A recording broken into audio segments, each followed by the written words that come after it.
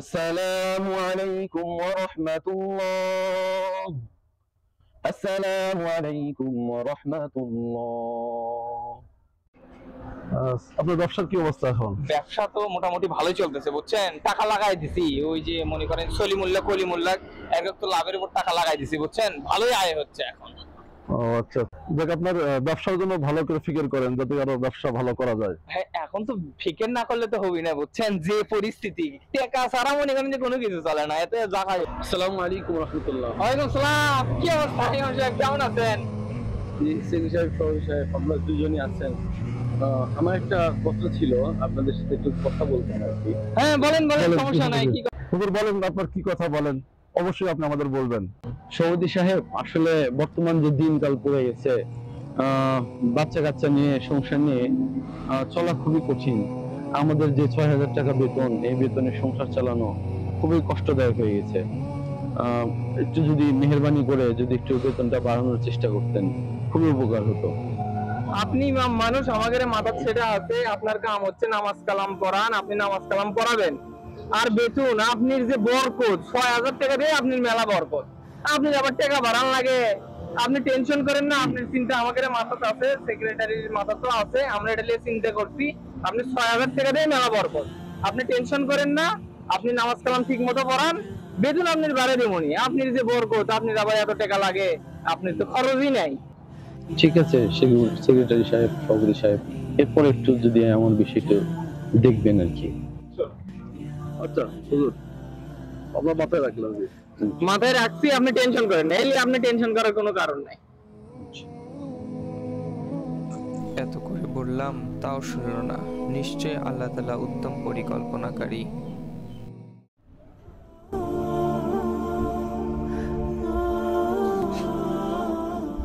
আসসালামু আলাইকুম। হ্যাঁ বসেন বসেন বসেন বসেন। কথা আসলো, কথা হচ্ছে যে আমার বেটা তো মেলা লেখাপড়া করলো, এখন তো চাকরি বাকরির দরকার, তো একটা ভালো একটা চাকরির একটা ব্যবস্থা আছে বুঝছেন। তো বাদ আসরে না ভালো করে দোয়া করে দেন, যাতে ভাইবা আছে বুঝছেন, শুক্রবারে ভাইবা আছে বাগিচা বিশ্ববিদ্যালয় বুঝছেন, একটু দোয়া করে দিয়েন যাতে আপনার চাকরিটা হয় বাদ আসরে, একটু খেয়াল রাখেন। আচ্ছা আচ্ছা থাকেন, এখন আর কথা কম না, মেলা কাম আছে, থাকেন। السلام عليكم ورحمة الله. السلام عليكم ورحمة الله.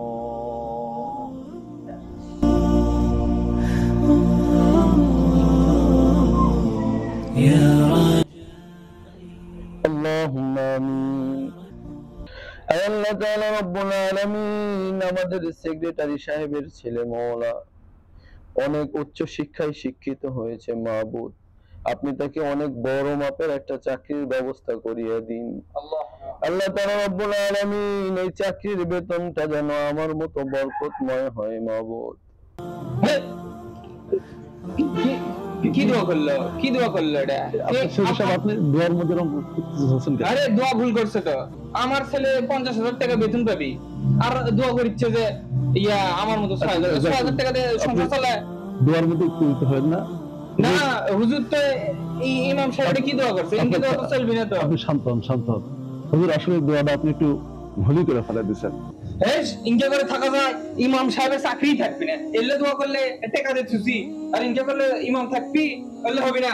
দেখিচ্ছি ইমামের চাকরি দেখিচ্ছি। উচিত কথা বললে সবারই মন খারাপ হয়। আসলে আমরা এই ভিডিওর দ্বারা বুঝতে চাচ্ছিলাম যে আমরা যে এখন একজন ইমাম সাহেবের যে সাথে আচরণ করি, ইমাম সাহেবকে যে হেয় প্রতিপন্ন করি, এটা থেকে আমার আসলে বেরিয়ে আসা দরকার। পাশাপাশি আমাদের মসজিদ কমিটি যারা আছে, আমরা মসজিদ কমিটি করার সময় একটু খেয়াল করা দরকার, আমরা কাদেরকে মসজিদ কমিটি করতেছি, তার মধ্যে সুদখোর ঘুষখোর এরা আছে কিনা, উগ্র মেজাজি আছে কিনা, এগুলো আমাদের খেয়াল করে মসজিদ কমিটিও করা দরকার আমাদের। সবাই ভালো থাকবেন, সুস্থ থাকবেন, আমাদের সাথে থাকবেন। আসসালামু আলাইকুম ওয়া রাহমাতুল্লাহ।